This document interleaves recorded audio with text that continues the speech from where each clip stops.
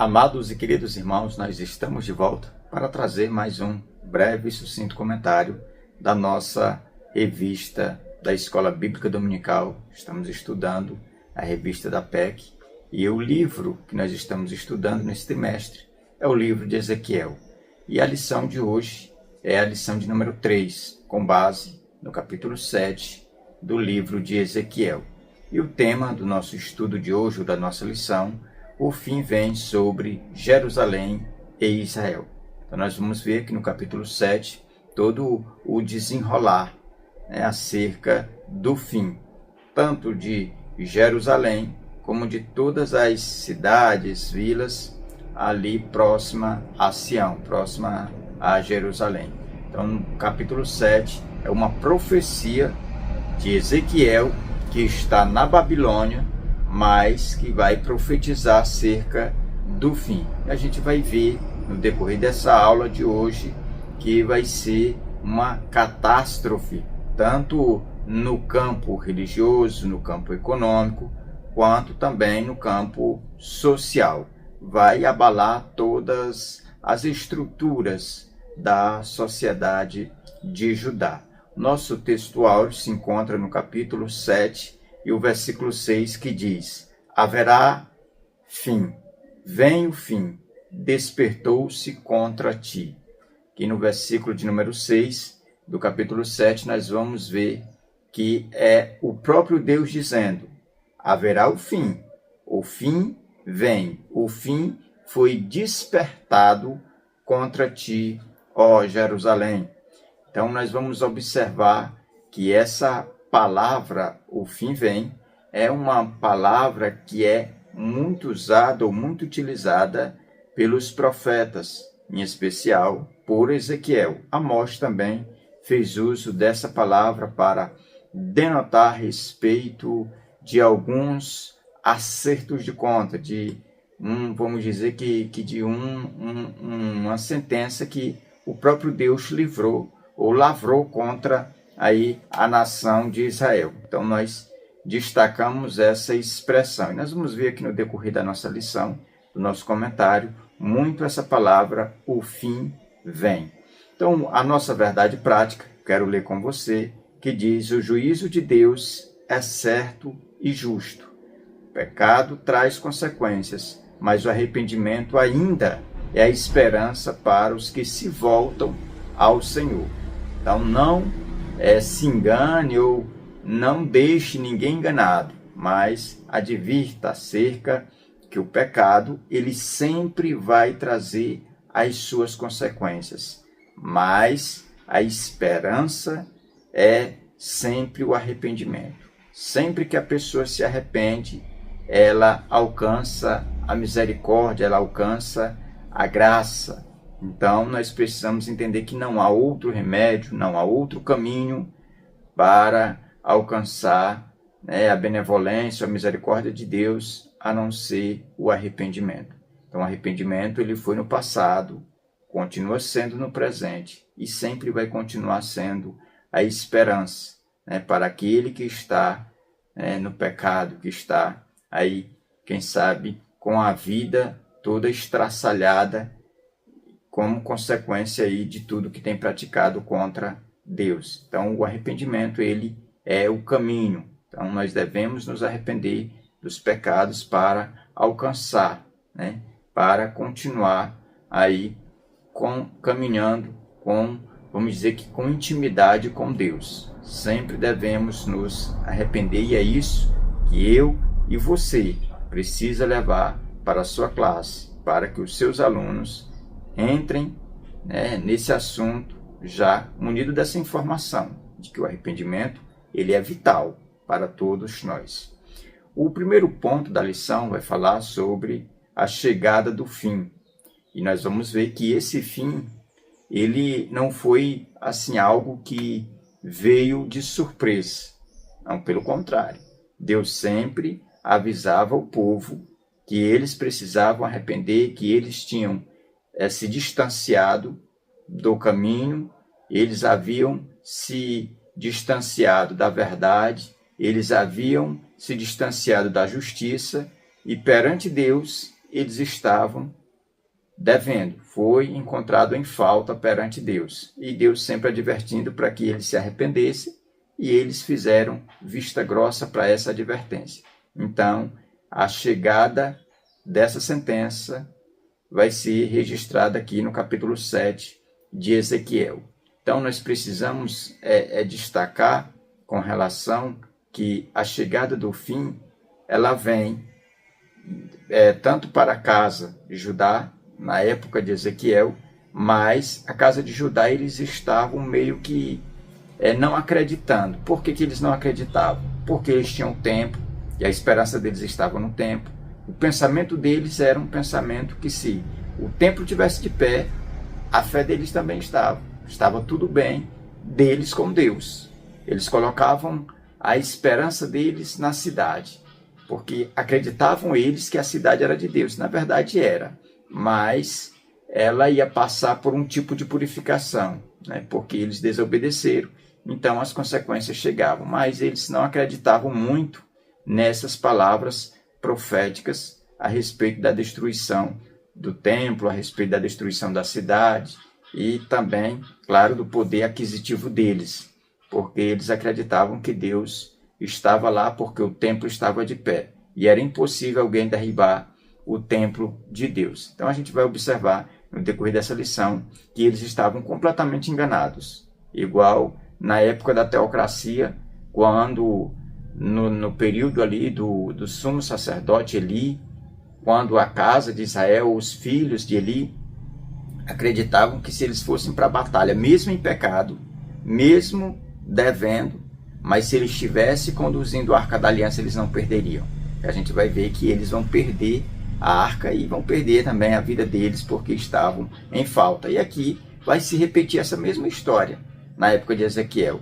A diferença é que a cidade de Jerusalém, ela não estava mais apegada à arca, mas estava apegada ao templo, à cidade em si, e vamos dizer que a naturalidade deles. Ou seja, eles acreditavam que por serem descendentes aí de Abraão, nenhum mal ia lhes suceder porque eles estavam debaixo de uma promessa. Mas só que a promessa que foi feita para eles era uma promessa condicional. É se eles permanecessem fiéis ao Senhor. Mas como eles quebraram toda essa aliança com Deus, então a consequência tinha que vir.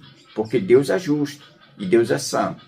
E a santidade dele requer uma reparação na questão da moralidade da sociedade de Judá nesse período. O primeiro tópico é falar sobre a palavra profética do Senhor. Nós vamos perceber nesse primeiro tópico que a palavra profética de Deus, ela tem sempre esse propósito, é de levar Deus, ou a vontade de Deus, ou a fala de Deus ao povo, é de mostrar ao povo para que o povo volte aos trilhos, volte ao propósito pelo qual eles foram chamados.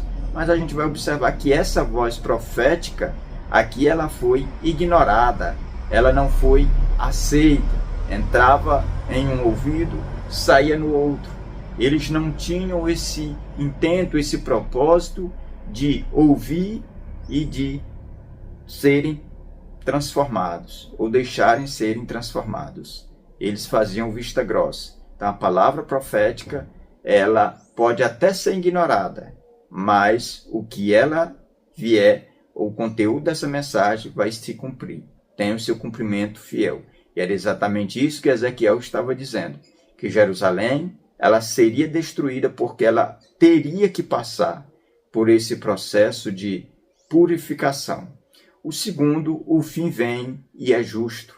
Perceba que esse tópico nós vamos aprender com base no versículo 3, que o fim estava decretado. Vinha sobre a terra de Israel, sobre a casa de Judá, sobre o templo, sobre os seus moradores. E ele era justo. Ou seja, tudo que o povo estava devendo, ali era o acerto de conta. Era de uma forma justa. Não tinha como as pessoas acharem que poderiam se esconder daquela ira, daquele dia que foi profetizado, que era um dia vindouro, um dia de acerto de conta. Ali não poderia mais. Ah, mas tinha os ricos, eles poderiam, os ricos não. naquele dia o dinheiro não tinha mais valor. Eles jogavam o dinheiro deles no meio da rua, a prata, o ouro, porque não tinha mais nenhum valor naquele cenário caótico de guerra, de destruição, de peste, de fome. Então, não havia mais como escapar. Nem o rico, nem o pobre, nem o livre, nem o escravo. Todos estavam debaixo da mesma sentença, porque o dia do Senhor é justo. O juízo de Deus é justo. O fim que Deus determinou é justo. Então, isso a gente aprende nesse tópico. O terceiro e último tópico desse primeiro ponto, o fim vem e é urgente. Perceba que o fim, ele é urgente nesse sentido, que foi apresentado a longanimidade de Deus através da voz profética, que o povo quando errava, Deus ia lá e dizia, arrependam, e eles não se arrependiam. É como se fosse acumulando, jogando para debaixo do tapete, quem sabe ignorando aquela voz, e aí foi enchendo a taça da ira de Deus, foi enchendo, até que um dia ela teve que transbordar. Quando ela transborda, aí a gente observa que é esse momento, que o fim vem e é urgente, e a gente percebe que não tem mais como escapar, não tem como dar uma volta, não tem como se esconder, porque ela teve essa questão da urgência. Então, nós precisamos destacar para todos os que nos ouvem, para todos os que nos assistem, para todos os nossos alunos, é que o fim, a sentença, o acerto de contas, o juízo, ele é urgente. Não pense que as pessoas que praticam sempre vão poder escapar. Não, vai chegar um dia em que não terá como fugir, né, desse acerto de conta. E o que a gente precisa destacar é que esse fim, assim como veio para a casa de Israel, para a casa de Judá, ele também vem para os nossos dias. E ele também vem nessa mesma característica, ele é urgente. Nós não podemos ignorar essa verdade. Nós vamos passar para o segundo ponto, para o vídeo não se tornar um vídeo muito longo. O segundo ponto da nossa lição fala sobre o caos religioso, social e econômico. O primeiro tópico, o colapso religioso. Aqui nesse primeiro tópico nós vamos ver que esse caos ou esse colapso religioso deu-se na vida da religião de Judá, de Israel, na vida dos sacerdotes, dos levitas, dos anciões, porque cessou, naquele dia, cessou a voz dos anciões. Se alguém procurasse ali alguém do campo religioso, uma palavra, eles não teriam, porque cessou. Eles não ficaram, não tinham condições de aconselhar, não tinham condições de ter uma palavra, porque o caos se instalou na religiosidade deles. Ou seja, entrou água no projeto da religiosidade, porque a religiosidade deles era o carro de frente, ou o carro-chefe deles. Mas foi também, entrou em crise, o colapso chegou e abraçou e tomou de conta da religiosidade. Então o campo religioso foi afetado com esse dia, com o fim que chegou e se instalou e destruiu tudo que a esperança deles estava. Se era no templo, foi destruído. Se era nas vestes sacerdotais, elas não tiveram mais nenhum valor. O próprio sacerdote não tinha mais como responder, ou falar, ou levar o povo diante de Deus. Então aconteceu essa crise nesse campo da religiosidade, ou no campo religioso. Tudo isso não foi por falta de advertência da parte de Deus. Foi por imprudência da liderança religiosa que não se arrependeu dos seus maus caminhos. O segundo, o colapso social. A gente vai destacar aqui que a sociedade inteira, né, seja os mais ricos, os mais pobres, os que viviam no palácio, os que viviam fora das paredes do palácio, todos foram afetados com esse colapso social. A criança ao adulto, todos estavam no mesmo barco. Todos eles experimentaram esse colapso social. Tudo isso porque desobedeceram a voz profética de Deus de advertência que deveriam se arrepender. Então a gente vê que acontece no campo religioso, mas acontece também na sociedade. Então toda a sociedade estava pagando. É por isso que houve fome em massa, sede, atrocidades, houve ali uma guerra instaurada, houve ali traições, houve ali todo tipo de mazelas que o ser humano podia experimentar e eles experimentaram naquele dia. Então aquela sociedade ela foi completamente humilhada, ela foi devastada socialmente, porque as outras nações que eram vizinhas ou que às vezes até respeitavam essa sociedade, olhou para ela e a considerou miserável, porque pegou os seus príncipes, pegou aqueles que viviam da nata da sociedade, levou como escravos para a Babilônia, e os demais ficaram ali mendigando nas ruas, morrendo de fome, de enfermidades, e tanta coisa. Então a sociedade também viveu esse colapso. E o terceiro e último, o colapso econômico. A cidade de Jerusalém, a casa de Judá, que às vezes banqueteava, às vezes se gloriava por ser economicamente, ter status econômico, poder vender para todos, poder comprar de toda parte do mundo, agora tinha fechado todas as entradas de negociação, todos os negócios, agora todos os acordos políticos, todos os acordos econômicos tinham sido cortados. Ou seja, todos os tipos de sanções tinham se instalado sobre essa nação. Essa nação economicamente estava falida, não tinha como vender e nem o que vender, como também não tinha como comprar, porque as outras nações também não vendiam.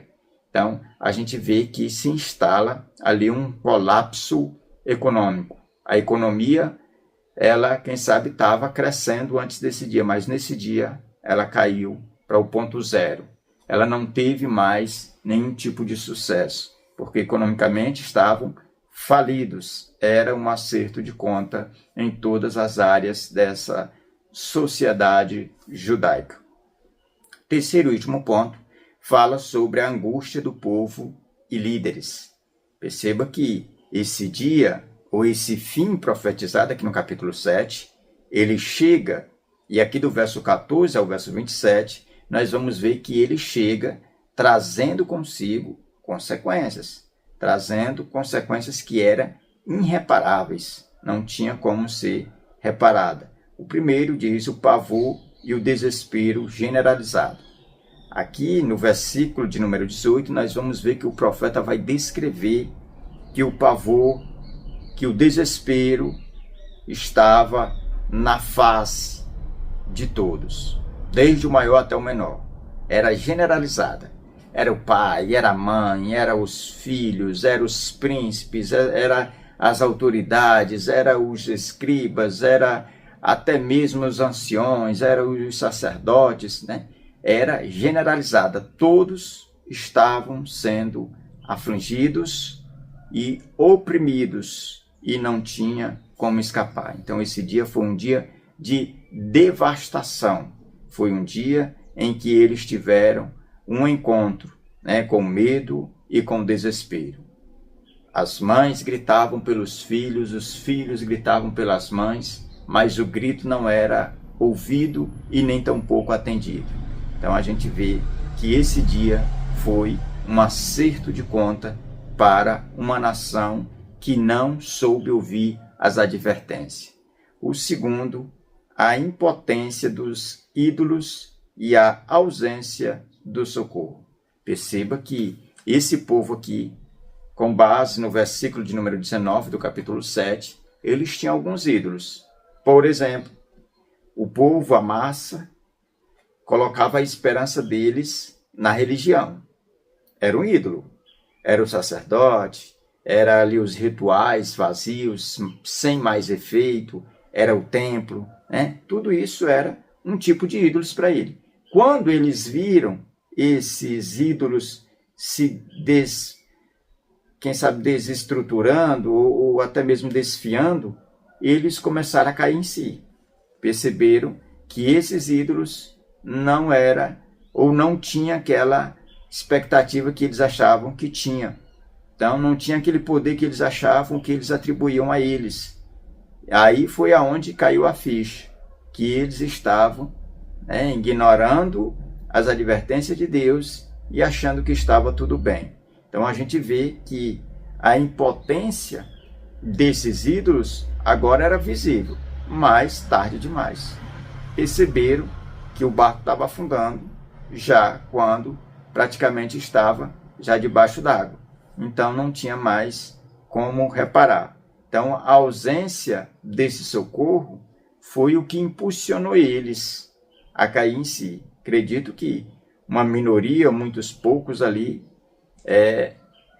naquele momento de desespero, eles confessaram e fizeram conserto com Deus. Outros não, fizeram foi endurecer mais o coração. E foi aonde muitos e muitos perderam a vida, outros foram levados como escravos, outros foram ali abatidos pelas enfermidades, pelas doenças, pela fome, pela sede, pela espada. Não houve como escapar, porque aquele que escapava da doença, a espada alcançava. Aquele que conseguia fugir da espada, mais eram afligidos, logo mais à frente. Então não tinha como eles escaparem desse dia. Agora nós vamos ver o número 3, que diz: o silêncio dos profetas, sacerdotes e anciões. Aqui é onde o profeta, no verso 26 do capítulo 7, ele vai descrever esse silêncio. O silêncio na área profética, na área sacerdotal e na área dos anciões. É interessante, a gente precisa destacar isso, que quando eles tiveram oportunidade de ouvir a voz profética, eles ignoraram, eles não queriam ouvir. É como hoje. Existem muitos e muitos ministérios, muitas e muitas igrejas falando da volta de Jesus, o povo não dão ouvido, o povo não quer, não se importam, mas haverá um dia em que eles estarão nesse mesmo cenário aqui. Eles estarão em busca de uma voz profética e não encontrarão. Estarão em busca de um sacerdote e não encontrarão. Estarão em busca de um ancião para receber um conselho e não acharão. Assim como essa nação aqui experimentou, a nossa civilização contemporânea, ela também vai vivenciar isso na pele. Ela vai também viver isso de forma cabal, como essa nação de Judá aqui viveu. Então o silêncio era o que imperava nesse período. No campo profético não havia mais profetas, porque os profetas que ali viviam eram profetas que eles queriam profetizar coisas boas, dizendo que aquilo ali era passageiro e que a nação não ia se render 100%, ia falar isso, falava aquilo, que o Egito ia ajudar eles, e na verdade não ajudou e nem ia ajudar, porque ali era a vontade de Deus. Então o que a gente destaca é que esse silêncio, tanto pelos profetas, como pelos sacerdotes, como pelos anciões, era um cumprimento para o povo, para a nação, que eles precisavam era ter esperado em Deus e ter atendido o alerta de Deus para arrepender-se dos seus pecados, mas eles não quiseram dar ouvido. Então era consequência, então eles tinham que colher esses frutos que eles mesmos plantaram. Então que Deus abençoe, até a nossa próxima aula, em nome de Jesus.